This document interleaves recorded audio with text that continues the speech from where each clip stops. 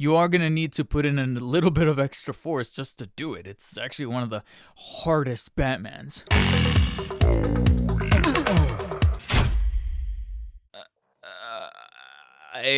I honestly don't know exactly how to feel about Kingdom Come Batman, or at least the armorized, what I like to call Robo Batman from the Kingdom Come series, in which he's pretty much decking out his own suit of armor, except it's got a much more retro quality, and lo and behold, McFarlane decided to take a whack at it, which is funny. I always expect him to go back to that Death Metal wave, or that Dark Knight's Metal wave, and sure, it panned out in the form of Gladiator Batman, like I mentioned before.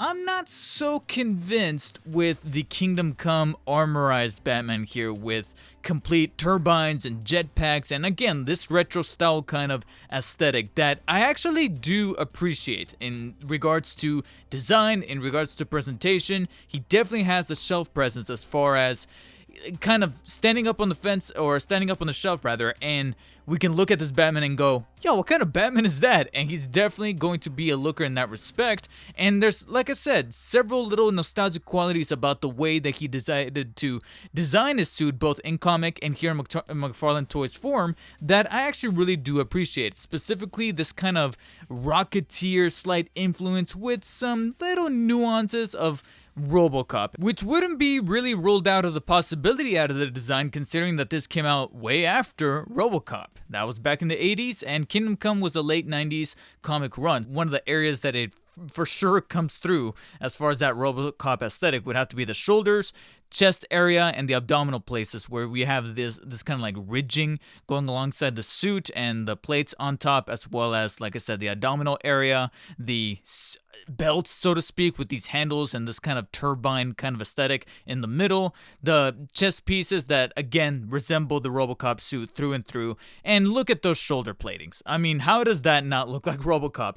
But I say that again in the most complimentary fashion, where I actually really like that design, and so to see it be blended in with a bat suit no less, I actually do really appreciate it. We also have really nice piano finish, or a glossy finish, amongst the gauntlets and the boots that lend to the robo quality nature, and I actually really do like that. It's a nice change of pace from the usual matted, dark and gothic and very leathery or leathery aesthetic that McFarlane always gravitates to, especially when we go back to the Dark Knight's Metal line, and so this is a nice change of scenery, if you will, for Batman.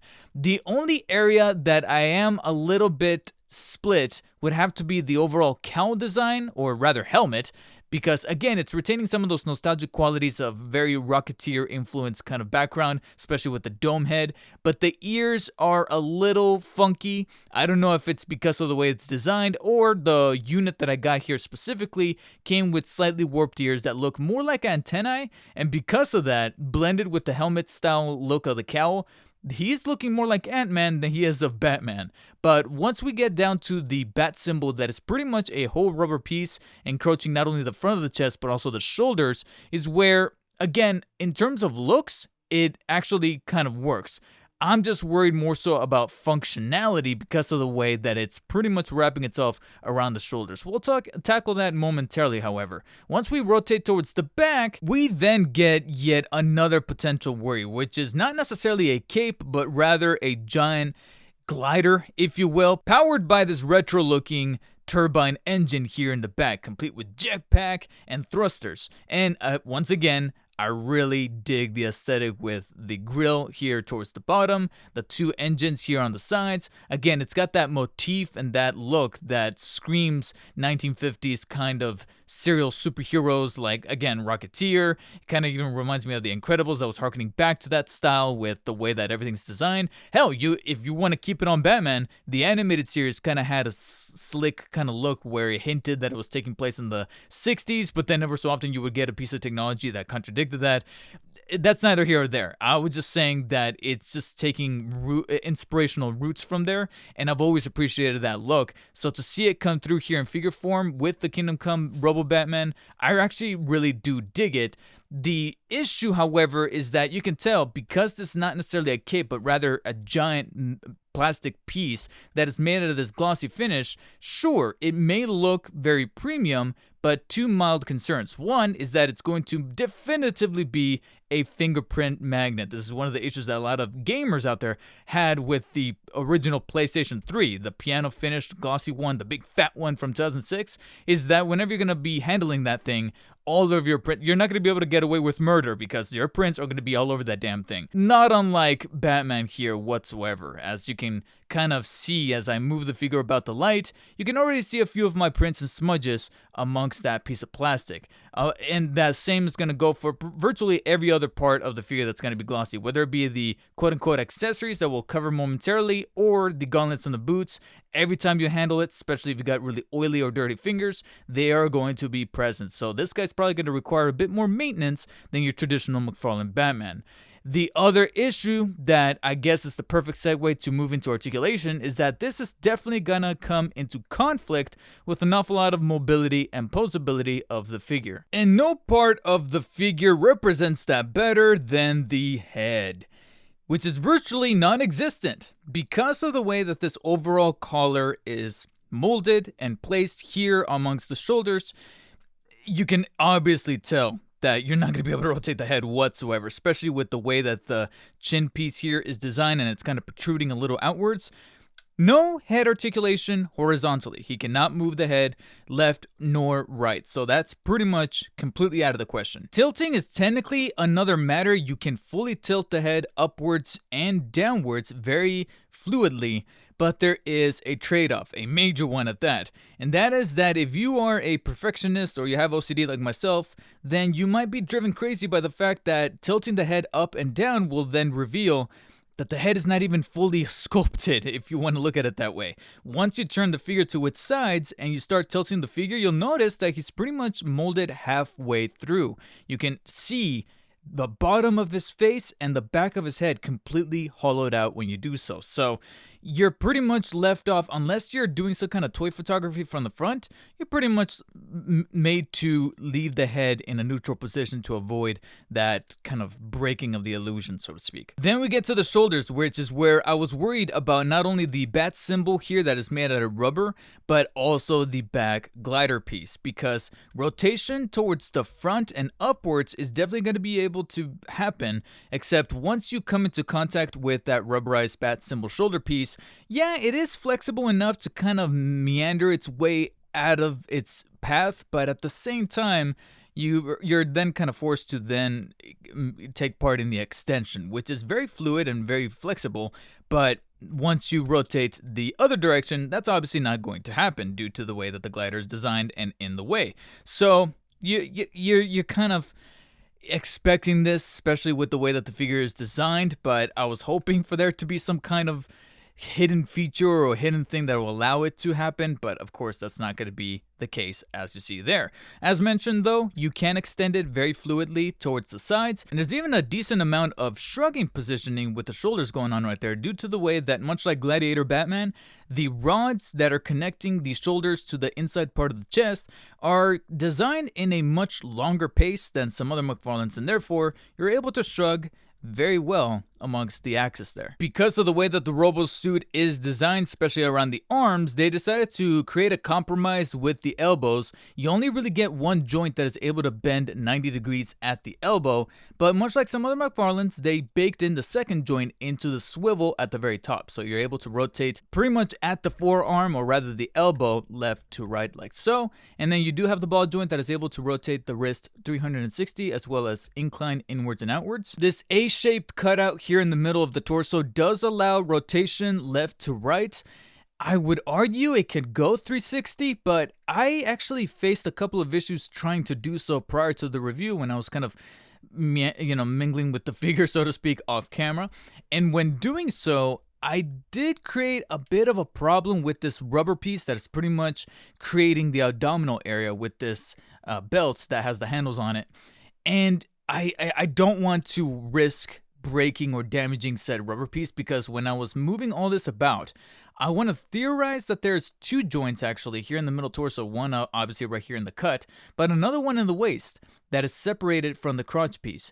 The only downside though is that this rubber is just so weird. It doesn't grab or attach to the joints, and because of that, I was having problems where this was kind of having a mind of its own and rotating in a direction contrary to where I was rotating, and as such, it was pretty much warping its way into pretty much being sideways. It's difficult to explain. I don't want to demonstrate it because I don't want to risk damaging my Kingdom Come figure here, but just be careful when rotating left and right, and I would almost even argue, try not to rotate at the full 360. I would theorize it can. There's no problems not keeping it from doing so, just at your own risk, due to the way that they encroached and just overall wrapped this rubber piece around said joints. That is potentially going to be an issue, especially with how the top part of this chest area is grabbing it and then warping it. I don't know. It's complicated to explain, but basically, just be careful with this overall piece when you are doing any kind of rotation. Crunching, otherwise, however, it's not going to be that much of a problem, mainly towards the front, because as you can see, he can do it very, very well, and also from side to side. But going towards the back is pretty much non-existent due to, again, the glider piece. The legs, however, are a little bit more on the fascinating side because you got really ratcheted joints here on the top ball parts of the legs. So much so that, yeah, you can extend the leg towards the front as you see before you there, but it's going to demand an awful lot of force from you to do so. As you can see, the ratchets are very much robotic. And not even a pun there, they really did give these guys a very firm grip on the ratcheted joint to move them either forward or even back. I would even argue this is actually one of the more flexible joints to move towards the back out of McFarlane. It's a shame that it's still not going to happen, again, due to the way that this overall glider piece here towards the back is in the way. So it's ironic that the one McFarlane that has very flexible joints to be able to take the leg all the way back still can't do it because of this now. It's not even the joint anymore, or even the crotch piece or the butt sculpt. It's this piece. It's the cape, so to speak. That's this time made out of a hard plastic. Extension towards the sides is also very ratcheted to the point where it's very audible. Unfortunately though, because of the way that the cone design is shaped here around the top part of the leg, it's going to come into conflict with the top part of the waist, and therefore it's going to stop right about there. And as I'm trying to move forward with the articulation, you can see that getting it back into place, very ratcheted and stiff. So you are going to need to put in a little bit of extra force just to do it. It's actually one of the hardest Batmans. To further illustrate this, we even have the knee joints, which do have the two joints as traditionally put in place by other McFarlanes. Much like the others here in Robo Batman, however, they're very ratcheted and very stiff, and sadly, you are going to have to do some crunching of the abdominal area to be able to get them to fully bend all the way up, since that cape, or rather glider piece, is going to come into contact. So you can see an awful lot of contradictions happening with the figure that's going to make it a little difficult to pose them and place them in different kind of designs because of the way that everything is just stilted. The ankles are also no exception. They have the traditional ball joint there that is able to rotate fully 360, as well as move inwards and outwards slightly by like one peg because of the way that it's designed. And thankfully we have some really good toesies happening right there that are a little stiff, but not as badly as some other joints I have come into contact, not only with other McFarlanes, but also this Kingdom Come Batman here. So some good movement happening here with the toes, but it's not enough to get this guy to really stand in a way that I would want him to be designed, because of the way that the suit is lending to the possibilities and this glider piece. I would even argue that it's not even the suit overall, it's just this glider piece. If it was a bit more on the flexible side, maybe if there were some dividers happening along here in the middle and on the sides, we could probably get some things happening, but sadly that is not the case, especially since, as you can see, you'll notice that there's an awful lot of space here kind of missing, and that's where we get to his quote-unquote accessories, which are not so much accessories as they are simply just assembly parts that are part of the suit, separated so we can even have this guy fit into the damn box. And those are going to be the plastic wings here that you can actually attach to the sides and complete the ensemble. They're made out of the same plastic as the glider piece towards the back, and as such, they're going to have the same problems, but also the same benefits. They're premium quality, they're durable, they look pristine, but at the same time, they're going to have that glossy finish that is going to attract prints, and they're also going to be very rigid and in the way. And in order to place them, I actually have the wrong one. You can see that they have like a specific curvature on one side, and that's pretty much going to dictate which one goes where. Very easy to pop in. You simply just give them a firm press there on the hinges, and they fit into place, and they're also able to move in place, of course, to a certain extent. Once you get kind of towards the back here, they start to pop off, but you can also move them towards the front, so in a matter of speaking, they are articulated. And once you get them situated with the wings, this is pretty much what you're dealing with, where, again, in terms of space and presentation, he's definitely a looker, and that quality does get taken up a little bit to 11 when you add the wings. And you see before you there, you have a conversation piece amongst McFarlane Batman collectors. The issue, though, is that what you're seeing here is virtually the majority of the poses and the actual look you can really get out of Kingdom Come Batman. Articulation is definitely stilted by the robo design of the suit, and when it comes to accessories, well, you can already see that an awful lot of plastic allocation is happening with the guy, and you see this happen not only with McFarlane, but also with like Marvel Legends, other manufacturers, Super 7, etc., where because of the amount of plastic and tooling and actual resources go into the suit or the overall look of a figure, that's definitely going to take an awful lot of spacing and money and budget from the accessories that could have been implemented. And so I thought to myself, what else could they have potentially added with Kingdom Come? My first initial thought was going to be an extra pair of hands, maybe some open hands, so that he can grab onto those two handles on his belt. It turns out, actually, though, through a little bit more tinkering with the figure, that he actually already has that. If you take a closer look, and who knows, you might have missed this, because I almost did.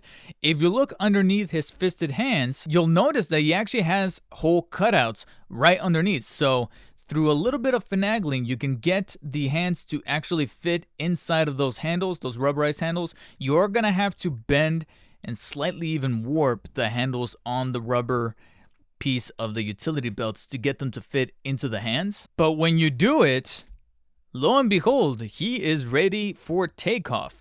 And admittedly, this actually doesn't look too bad. Hold up, wait a minute. I think that's how the song goes. Anyways, David from the future here.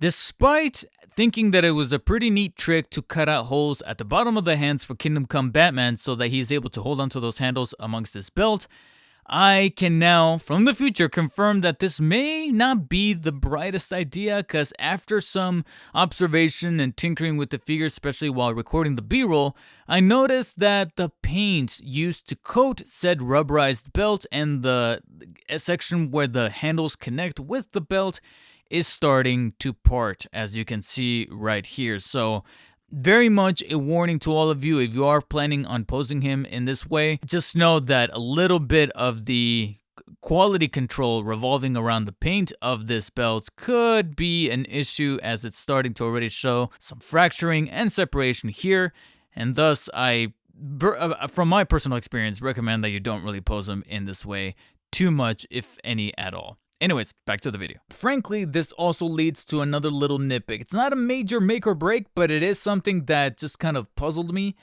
Why did he come with a black base? Yeah, if you take a closer look, Kingdom Come Batman comes with a black base, not a flight base like typical flying characters, predominantly Superman, come with. And I feel like out of all the Batman out there, especially some of the more recent ones here in 2023, Kingdom Come Armored Batman, who has probably the most aerodynamic suit he's ever bestowed, should probably come with the flight base. And you can make the argument that maybe a little bit of the weight, because of the extra plastic and the armor and the tinkering he's got going, is going to pretty much make that flight base a little useless. And frankly, you'd be right. It's very difficult to get this glider piece out of the way, to get this wrapped up around any part of his waist. The best you could probably do is get it to wrap around one of his legs, maybe? And yeah, you can see right here that I'm having terrible results with such an ordeal.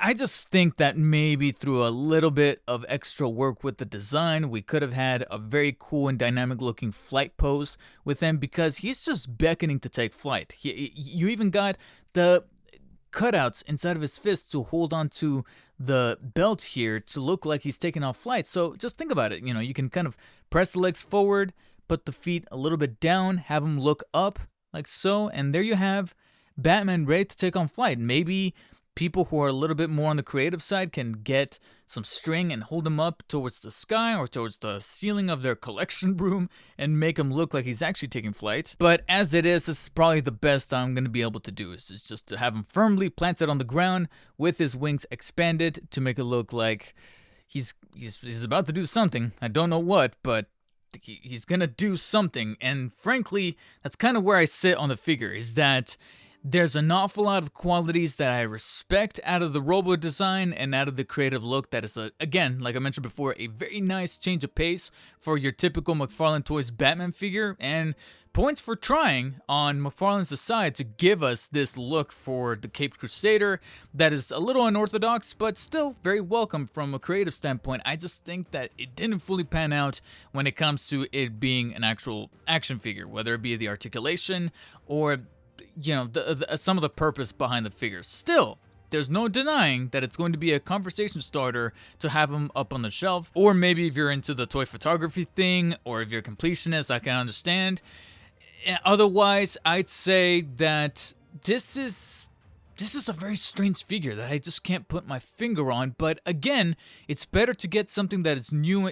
I feel about it the same way that I do about some video games or movies, where I'd rather take something that's very interesting and diverse and creative rather than the same recycled junk we see time and time again. And for that, I'll give some extra points, lean a little bit more favorably towards Kingdom Come Batman, and give him a 7 out of 10. And if either the quirkiness or the retro vibe that you're getting from the Robo Batman or Kingdom Come Armored Batman you're seeing here, and you want to bring him home to your McFarlane Toys collection, then there are going to be affiliate links in the description you guys can use to help with the channel in the process, and you guys can get your own Kingdom Come, I was about to say Kingdom Come Deliverance. That's a game. Kingdom Come Armored Batman home. While you wait for him to arrive though, there's another McFarlane Toys review you guys can check out showing up on the screen right now. And as always, stay humble. I'll see you later.